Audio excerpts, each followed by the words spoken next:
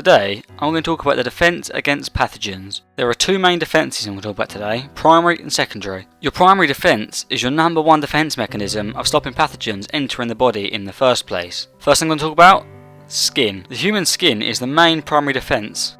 The outer layer of your skin is known as the epidermis. A process here, keratinization, occurs. So, the skin cells in the epidermis are known as keratinocytes. These cells divide by mitosis. So what essentially happens here? The cytoplasm of these keratinocytes is replaced by the protein keratin. This therefore stops any diffusion of any pathogens through the skin. Another defence mechanism, mucous membranes.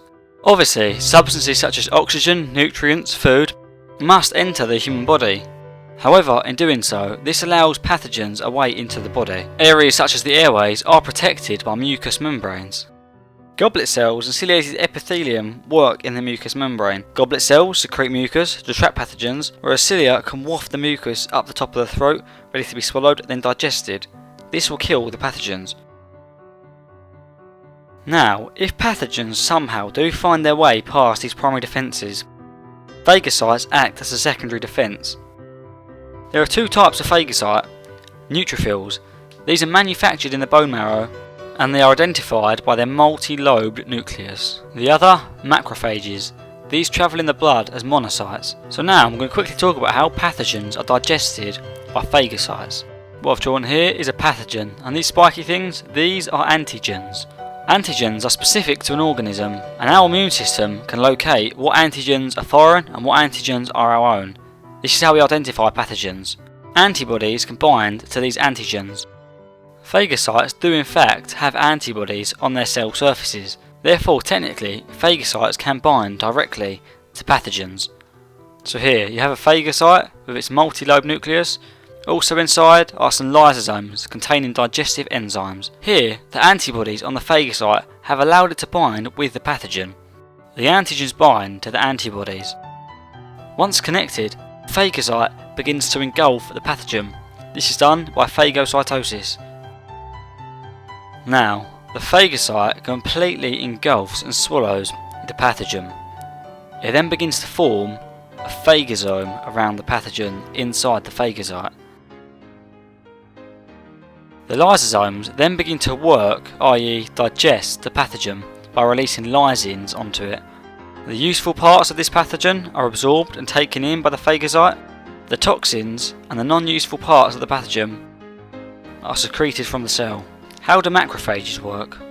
The infected cells release histamine, and what this does, this makes the capillaries leaky. This means more tissue fluid flows into the lymphatic system. Now, this flow essentially brings all the pathogens to the macrophages that are waiting in the lymphatic system. Once again there, they are digested and destroyed. Antigens stimulate the immune response. Antigens have a specific shape, and this changes per organism. Antigens are proteins or glycoproteins. Now, antibodies. Antibodies are produced by lymphocytes, more specifically plasma cells. Antibodies are complementary to the antigen. This is why it takes time for the right antibody to be found. Antibodies attach to antigens. I'm now going to show you the antibody structure.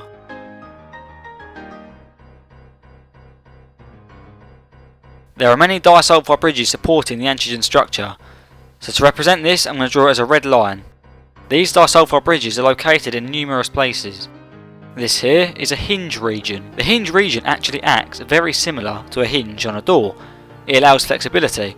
This allows the antibody to bend and twist to connect to the antigen. This spot here is a variable region, and this changes per antibody.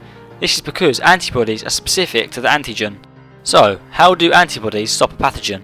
Many ways of pathogens gaining entry to a cell is because the antigens bind to receptors on the cell surface membrane. If these antigens can be blocked, they cannot bind to the cell, therefore it cannot enter the cell.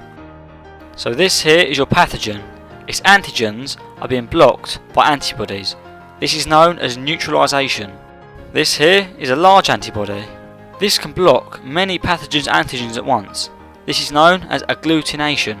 Producing antibodies. Antibodies are produced in response to an infection. This is known as the primary immune response. This takes time, as you have to produce enough antibodies to combat the infection. If an infection occurs again, the production of antibodies is much quicker. This means the infection can be overcome much sooner.